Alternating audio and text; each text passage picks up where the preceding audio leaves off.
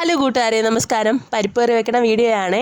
മുഴുവനായിട്ട് കണ്ടുനോക്കാൻ ശ്രമിക്കണം കേട്ടോ. വളരെ എളുപ്പത്തിൽ എങ്ങനെ പരിപ്പ് കറി വയ്ക്കാമെന്നാണ് കേട്ടോ അതിൽ കാണിക്കണം. അതിന് വേണ്ടിയിട്ട് ചൂട് കട്ടിയുള്ള ഒരു പാത്രത്തിലേക്ക് ആവശ്യത്തിനുള്ള ചെറുപയറിട്ട് ഒന്ന് വറുത്തെടുക്കണം കേട്ടോ. ഇതിന് വേണ്ടിയിട്ട് പരിപ്പ് കറി വെക്കാൻ വേണ്ടിയിട്ട് നമ്മൾ കടയിൽ നിന്ന് പയറുപരിപ്പില്ലേ, അതായാലും ഉപയോഗിക്കാം. അങ്ങനെയാണെങ്കിൽ നമ്മളിങ്ങനെ വറുത്ത് കഷ്ടപ്പെടേണ്ടി വരില്ല. എന്നാലും വറുത്ത് വയ്ക്കുന്ന പരിപ്പ് കറിക്ക് ഒരു പ്രത്യേക ടേസ്റ്റാണ് കേട്ടോ. അതുകൊണ്ട് ഞാൻ എപ്പോഴും വീട്ടിലിങ്ങനെയാണ് ചെയ്യാറ്. പയർ വറുക്കുമ്പോൾ ഒന്ന് ശ്രദ്ധിക്കേണ്ടത്, കരിഞ്ഞു പോകാനും പാടില്ല, എന്നാൽ ഇതിൻ്റെ പച്ച കളറെല്ലാം നല്ലോണം മാറാൻ വേണം. ആ കണക്കിന് വേണ്ട ഇങ്ങനെ ഒരു കളറാകുമ്പോഴത്തേനും തീ ഓഫ് ചെയ്ത് വെക്കണം. അതൊന്നും തണുക്കാൻ വേണ്ടി മാറ്റി വെക്കണേ. നമ്മൾ സെയിം പാത്രത്തിൽ തന്നെയാണ് വെക്കണമെങ്കിൽ പാത്രത്തിൽ ചൂടുള്ളതുകൊണ്ട് തന്നെ പയർ കരിഞ്ഞു പോകാൻ ചാൻസ് ഉള്ളതുകൊണ്ട് ഇടയ്ക്കിടയ്ക്ക് ഒന്ന് ഇളക്കി കൊടുക്കണം. തണുത്തതിന് ശേഷം ഈ പയർ മിക്സിയുടെ ജാറിലേക്കിട്ട് ഒന്ന് പൊടിച്ചെടുക്കണം കേട്ടോ. ഒരുപാട് പൗഡർ ആവാണ്ട് ഇതിൻ്റെ തൊലി ഒന്ന് ഇളവാൻ വേണ്ടിയിട്ട് മാത്രം, പയറിൻ്റെ തൊലി ഒന്ന് മാറിപ്പോകാൻ വേണ്ടിയിട്ട് മാത്രം ഒന്ന് കറക്കി എടുത്തതിന് ശേഷം ഇങ്ങനെ പാറ്റണം കേട്ടോ.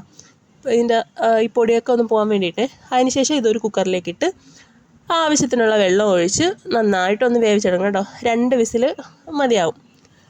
അപ്പോഴത്തേനും ഞാൻ അത്രയും നേരം ഫോണും വെച്ചുകൊണ്ട് നിന്നിട്ടും വിസിൽ വരാത്തത് കൊണ്ട് തന്നെ ഒന്ന് പുറത്ത് പോയ സമയത്ത് 2 വിസിൽ അടിച്ചുകൊണ്ടു.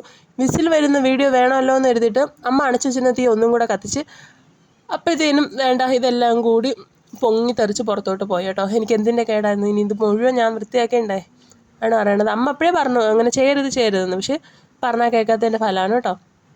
അത് കഴിഞ്ഞിട്ട് ഇതിൻ്റെ ആവിയൊക്കെ ഒന്ന് തുറന്നു വിട്ടതിന് ശേഷം ഒന്ന് തുറന്നു വെച്ച് ഒന്ന് തണുക്കാൻ വേണ്ടിയിട്ട് മാറ്റി വെച്ചേ. കാര്യം നമുക്കിതൊന്ന് അരച്ചും കൂടെ എടുക്കണം കേട്ടോ. ഞാൻ എപ്പോഴും ഇങ്ങനെ നല്ല പൊടിഞ്ഞിട്ടുണ്ടെങ്കിൽ അരച്ചെടുക്കേണ്ട കാര്യമില്ല, എന്നാലും ചെറിയ തരിതരികളായിട്ടൊക്കെ കിടക്കും, എന്നാലും അരച്ചെടുക്കുന്നതാണ് അതിൻ്റെ ഒരു ബ്യൂട്ടി ടേസ്റ്റ്. ഇതിൻ്റെ അരപ്പിന് വേണ്ടിയിട്ട് ഒരു മിക്സിയുടെ ജാറിലേക്ക് തേങ്ങ, വെളുത്തുള്ളി, എരിവിന് ആവശ്യമായിട്ടുള്ള മുളക്, ജീരകം, നമ്മുടെ കളറിന് ആവശ്യമായിട്ടുള്ള മഞ്ഞൾപ്പൊടി കേട്ടോ, അതും കൂടി ഒന്നിട്ട് പിന്നെ ആവശ്യത്തിന് വെള്ളവും കൂടി ഒഴിച്ച് നന്നായിട്ടൊന്ന് പേസ്റ്റ് പോലെ ഒന്ന് അരച്ചെടുക്കണേ. അപ്പോഴത്തേനും നമ്മുടെ ഈ ചെറുപയർ വേവിച്ച് വെച്ചത് തണുത്തിട്ടുണ്ടാവും.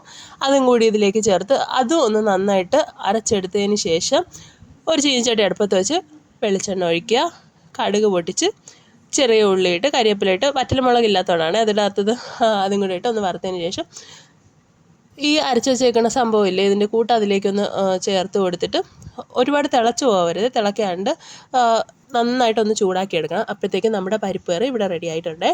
നിങ്ങൾക്ക് ഇഷ്ടപ്പെട്ടാൽ നിങ്ങൾ ചാനൽ സബ്സ്ക്രൈബ് ചെയ്യാനും കമൻറ്റ് ചെയ്യാനും ലൈക്ക് ചെയ്യാനും മറക്കരുത് കേട്ടോ. അപ്പോൾ അത്രയേ ഉള്ളൂ. Thank you. ഓണത്തിനൊന്ന് ട്രൈ ചെയ്ത് നോക്കാൻ വേണ്ടി ശ്രമിക്കണേ.